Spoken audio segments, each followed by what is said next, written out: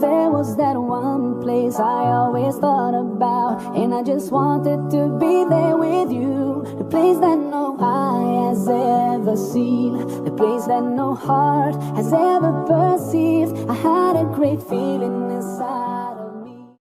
Baik, assalamualaikum warahmatullahi wabarakatuh. Nah, di sini saya akan menjelaskan tentang rasionalisasi dalam pembelajaran.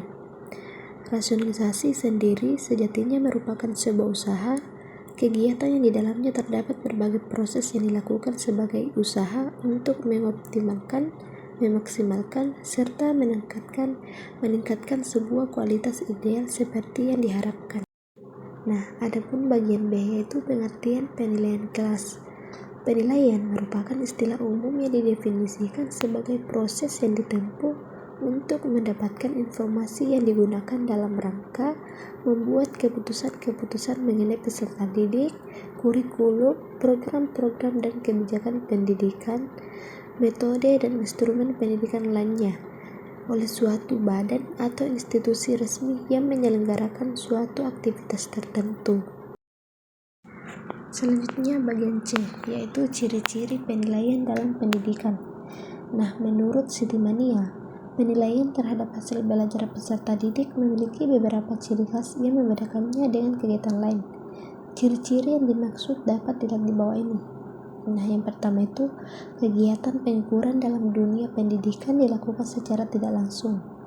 Kedua, kegiatan pengukuran dalam dunia pendidikan pada umumnya menggunakan ukuran-ukuran yang bersifat kuantitatif.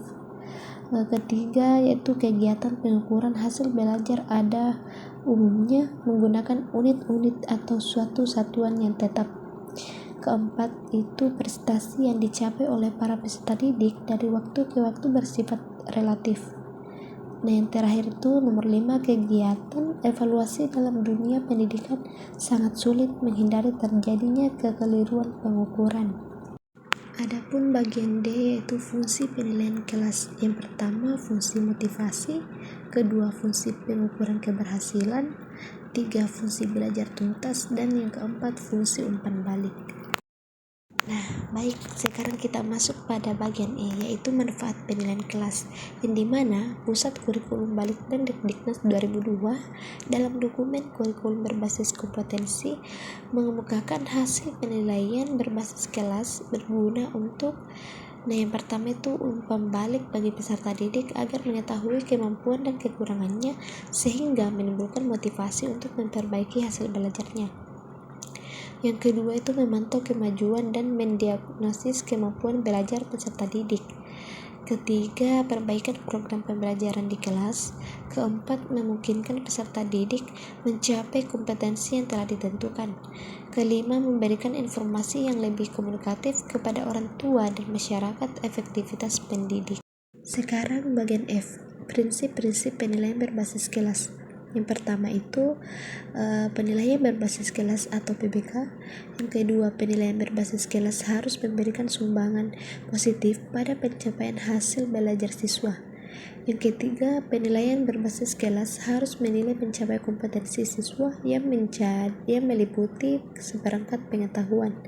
Keempat, penilaian berbasis kelas harus mempertimbangkan rasa keadilan dan objektivitas siswa.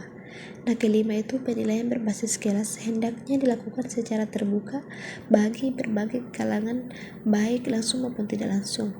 Keenam, penilaian berbasis kelas harus dilakukan secara terus-menerus atau berkesinambungan dari waktu ke waktu.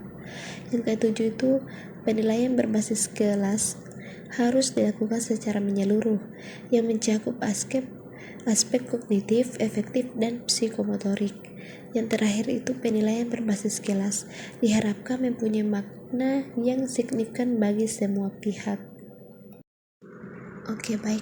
Sekarang kesimpulannya adalah rasionalisasi merupakan sebuah usaha, kegiatan yang di dalamnya terdapat berbagai proses yang dilakukan sebagai usaha untuk mengoptimalkan, memaksimalkan, serta meningkatkan sebuah kualitas ideal seperti yang diharapkan.